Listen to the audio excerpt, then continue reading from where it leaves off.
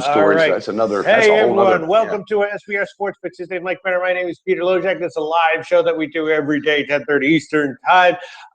Well, what the hell did you do last night? Right? You couldn't crunch a bunch of numbers. What happened? Oh, well, I can tell you what I did. What I did was I started to go deep into the Sweet 16 games, trying to figure out what I like. I can give you. And I got that for you after this anyway. I can give you one opinion that I do have, which is I'm liking the. What the hell's going on here? Oh, I don't know. It's doing that to me, so you got to put it on the table. What's going on here? Put it on the table instead of. Oh, okay. There we go. There we go. I'm liking the over in which one? I'm liking the over in Michigan, Oregon. Ooh. Okay. Michigan, Oregon. I got it was 146.5 or 147. It's gone down a bit, which is understandable. But you know, these guys are Michigan scores. That's what they do. They've always had a sort of like looming liability on defense, looming in the background that didn't show up in their last game. But Oregon's probably going to be able to take advantage of. So that one. Good insight there, buddy. That one I'm liking. Yeah. The other thing I'm thinking about is that you know what I might have, and you might like this. You love this shit, Mike Brenner. By Thursday, I might have I might actually do a teaser. Ooh. Because I don't do basketball teasers, but I do sometimes do college basketball teasers in totals. In conference tournaments and in the national championship when you have games that are really with two elite teams where the spread is very, very close to being on. Like for example, the Michigan-Oregon game is Michigan. If you do a 6-point teaser, Michigan could win by 7, maybe. Either way, but, you could throw that either way. Yeah, that one feels like it feels like it's going to go down to the wire. Same thing with West Virginia Gonzaga, not necessarily down to the wire, but got to be within single digits, right? And so those two are looking like a possible teaser. I think UCLA Kentucky also fits into that category too, Pete. You think so? Yeah. See, I don't know about that because Kentucky, UCLA can be so liable on kind of such a big liability on defense that Kentucky could wind up with a double-digit win. Okay. But and in general, I like to look at lower scoring games for that, and that one might be a higher scoring game. But West Virginia Gonzaga, I'm thinking about the under with that, or the first half under with that one. But I'm going to have, because West Virginia, when they played Kansas, had some lower scoring games, and that's sort of a similar analogous team to Gonzaga. So the question is just, is Gonzaga going to be able to handle the press? What do you think? I think they will. You think so? I think they will. Yeah. I do. I think that's going to be one of the more intriguing games. Yeah. Because it's definitely two different styles that are going to clash. Had some of our Twitter followers wondering what you thought if you looked into it, to the total on Wisconsin and Florida before we get to Maddie's questions. To the total on Wisconsin and Florida. No, that one I have. For that one, I am definitely a guy bet. He said if there was a line on it, I'd bet Pistol Pete would say under. So I'm just putting it out there. Except that especially with a game like this, especially with a close game, there can easily be late game shenanigans that can push a total over 131.5. I did look at that one, and my initial feeling on that one was that I wanted to take Wisconsin, but again, this is another one where I was thinking maybe a teaser. I want to take Wisconsin. 2 points isn't quite enough, and 131.5 is just the number's not okay. I feel like the number's right on. Okay. I guess if you gave me a free play, I don't even know what I would do. I guess I would lean under. But it's not one of these games that's likely to go. Yeah, I guess I would lean under, but I definitely haven't bet that one yet, and it just makes me nervous because anything can happen in these games later on, and so also with the last with the Sweet 16, there's two teams that don't have a number next to them, not ranked at all. What do you think about that? Xavier and South Carolina both made. I didn't think either of them were going to make it this far. Yeah, well, Xavier, I'm not super shocked. But South Carolina, I'm completely shocked. Although they do have the home state edge here, right? Yes, so they do. And obviously that seems to have played a bit of a factor. I thought, all right, fine, maybe South Carolina gets by Marquette, sure, but Duke shocked me.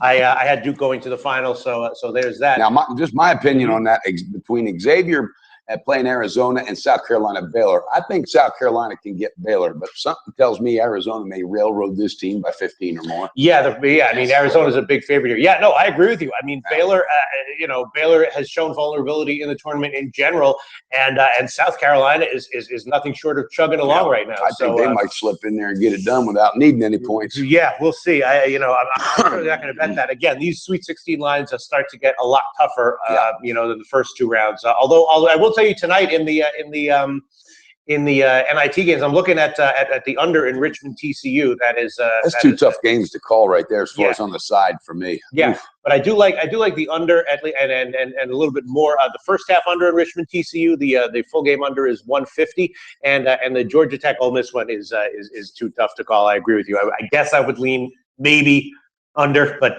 it's just that Georgia Tech likes to pull teams low and Ole Miss likes to pull teams higher. So that's a pass for me there. And, I'd probably be leaning Georgia Tech plus the points, and I'd be leaning under, if anything, in TCU. Richmond. Doesn't matter if there's just 2 games on the slate. He's going to find more to break down and use your time. I like that. You use your time, Well, Richmond Richmond can be they play a version of the Princeton offense, and they can definitely get into low scoring games. Although that didn't happen against Oakland, which I thought it would. But tell you what, a good story at TCU with Jamie Dixon coming in. Set the record for the most wins TCU with Jamie Dixon, that coach coming in for TCU. Yeah. Sure. That's a buddy of jumping Joe Gabassi, by the way. Yeah, some guy said a tough loss with Loyola Maryland. You see what happened with Loyola Maryland last night?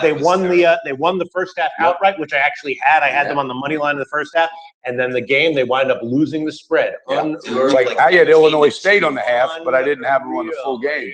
They lost the game. They won the half. It was a typo. I sat down and watched. I pulled it up on SBR odds, and it was 18-2. Yeah.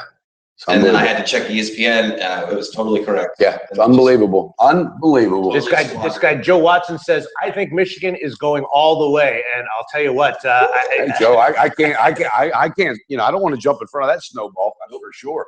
Yeah, I mean, I think they get it done in Oregon. I do, buddy. I like them. Who the hell knows? I mean, at this point, I do think that game is unless you have some deep inside locker room information. Coin flip. I don't know. I think Kansas would be the one that could put them down. I think Arizona. I don't know. Who knows? I mean, it's definitely everybody else was supposed to too, and they didn't. There's no question that some of the advanced analytics that I've seen agrees with our initial assessment that Michigan shouldn't be the favorite, that Oregon should be the small favorite. So take that for what it's worth. But it seems like they're pulling their stats from postseason already and tournament time and not from regular season. Yeah. I know they've been crazy since the Big Ten tournament. Yeah, those analytics do take more recent games. They weigh those more heavily. But yeah, if a team turns a stark corner, then forget about it. It's throw the analytics out the window. Out the window, baby. All right. Ed Fang was tweeting this morning some good stuff about these rounds, round of games, especially Michigan. So check those out if you're not following. I like that too, because when we did a video with Ed a while back, Ed was talking. He was big on both West Virginia, but we had a lot to say about Michigan because he's in Michigan. Yeah, so he's probably thrilled about the defense where they stepped up on the 3, defending the 3 ball. So I'm anxious to hear what because remember West Virginia was real strong in his power rankings at one time. Yeah. Well, there's still most people are consider a lot of the advanced people are considering West Virginia to be rated number 5, number 6, something like that. A lot of people giving them a top 5 ranking, which is the people that I've seen question that ranking, they said the numbers say this. We're not sure if that's if we agree with our numbers because a lot of times they do take their numbers with a grain of salt. But West Virginia, and again, this is just it feels like a coin flip game. Obviously Gonzaga is going to have, a lot of times these games just come down to, who hits, 1 or 2 or 3 more 3-pointers than the other one. And then they catch a few bounces of the ball. But and that Bob Huggins has that West Virginia team checking out that tape of the BYU game time and time again to see what BYU did. Is that, I'll tell you what, they put it on in that game. Gonzaga is going to have a big edge, inside. Who knows? Who knows? That's one fact that can't be changed. How about UCF coming back? Yep, for sure. Yeah. I had Illinois State on that half, so I got a little lucky there. But I'll tell you what, that other one bit me. Yeah, and two of the totals I gave yesterday came within a half point of the total, so that was that. But I did give a winner with. I gave a total on the Clippers team total. That ended up pushing. Thank God. Yeah, but Jamal Crawford, you got his phone number. Bastard missed 2 free throws in the last 8 seconds. And they just needed one, man. Yeah. They scored 17 points in the last quarter after scoring almost 100 total in the first 3. So I thought I got this thing wrapped up. That's basketball. And how about Golden State last night? Came out and kicked that. Remember you jumped on that with me on the Golden State side? Give me a fist bump there. Don't leave me fucking hanging. No. Guys asking, do you think Kentucky has a shot to win outright against UCLA. Well, considering that the lines pick them, sure, yeah, absolutely. Of course, they have a shot to win outright against. Something tell me UCLA going to go get that done, buddy. I mean, it's again it's one of these classic Sweet 16 games where the line just seems dead on. Yeah. Which is why sometimes you can have if there's ever teaser value in college basketball, it can be in the tournaments, especially with the lower scoring games. That's right. Yeah. That's right. So yeah. So all right. Other questions we got up there? Nova guy asked about Coastal Carolina game tomorrow. Haven't looked at that one. I've only looked at the games tonight. How about Dan Kellerman? What's he got going on? That's what he's saying. Oh, he's Dan. saying, Okay. I always enjoy his posts. Definitely, he's asking about Kentucky.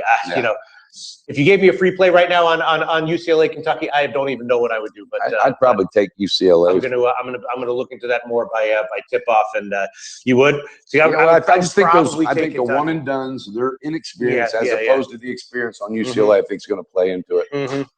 And didn't one of their guys get hurt his hip in the last game? Yes, he did. I forget his name. Is he okay? But, he's going to be playing. Ball, right? It was Lonzo Ball. Yeah, is that who hurt his hip? Right. Yeah, he's playing and he's okay and he's 100%. All right. His dad said he's fine. His dad said he's fine.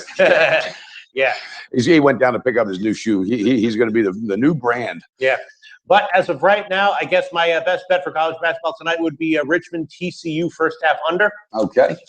And out of the two games. And do you have anything to say, Mike Brenner? We got a bunch of NBA games. On that one college, there's one college game real quick. Go ahead.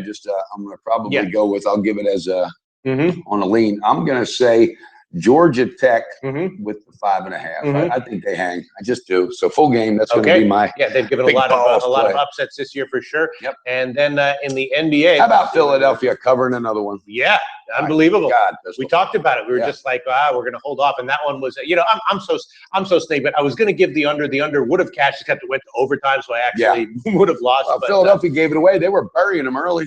Yeah. So. But great call on Golden State last night, Mike Brenner, and Golden State again is playing tonight. So tune into the NBA Odds Couple to see what Mike Brenner thinks about Golden State. Obviously, more often than not, he has a good read on the Warriors.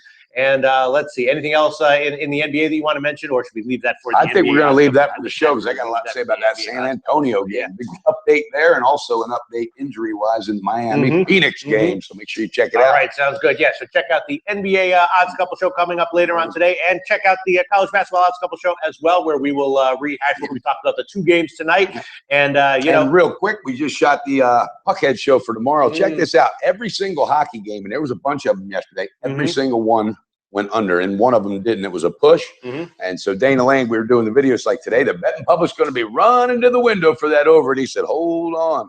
So tune into the video for that too. Sounds good. Puckhead's doing pretty well, huh? Yeah, Dana Lane, he eats up. He's eight out of the last 9 shows. He's been up units. Yeah. So. Listen, I love hockey. If I had a second life to live simultaneously, part of it I would devote to handicapping. I would have, first of all, a social life, and second of all, I was going to say, you better fit a social life in there somewhere. I would cap hockey. You're going to say you're going to play during the regular season.